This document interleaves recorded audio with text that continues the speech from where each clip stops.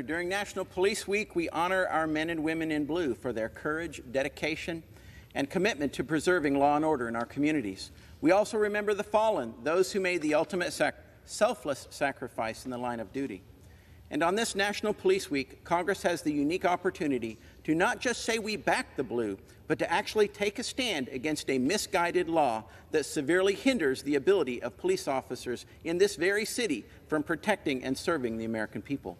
The D.C. City Council's so-called Police Reform Bill, the Comprehensive Policing and Justice Reform Emergency Amendment Act, creates very serious undue burdens on the Metropolitan Police Department.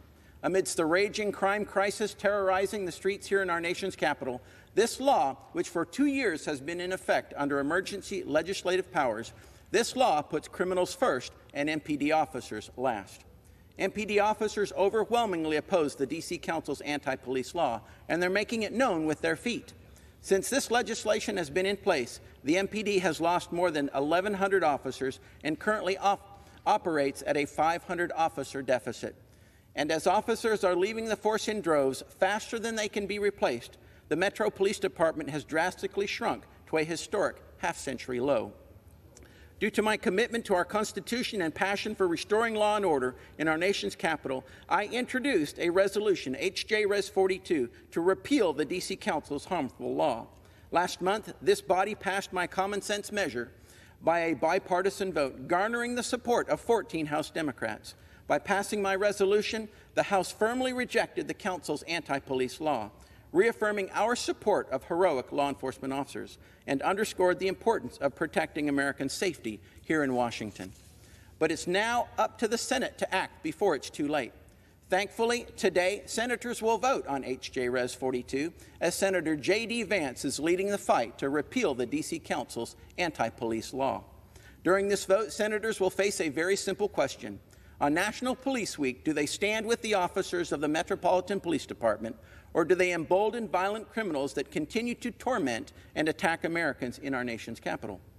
Earlier this year, when Congress was confronted with a similar question, as we considered my previous D.C.-related resolution, H.J.Res 26, to block the D.C. Council's Soft on Crime Revised Criminal Code Act, we had 31 Democrats in both the House and the Senate join our effort to strike down this radical law that would eliminate minimum sentences and reduce maximum penalties for numerous violent criminal offenses.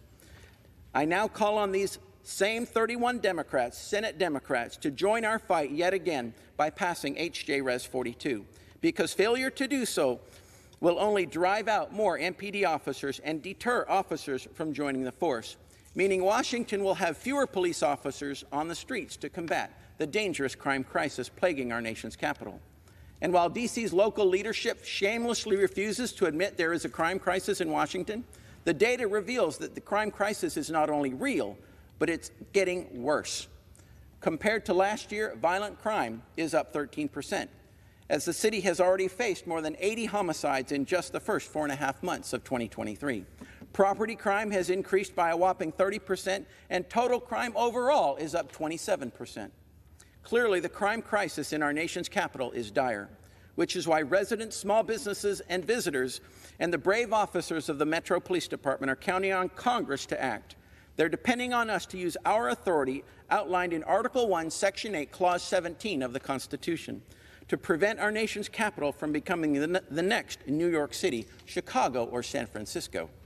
They're calling on us to support MPD officers, help them restore law and order, and improve public safety in Washington.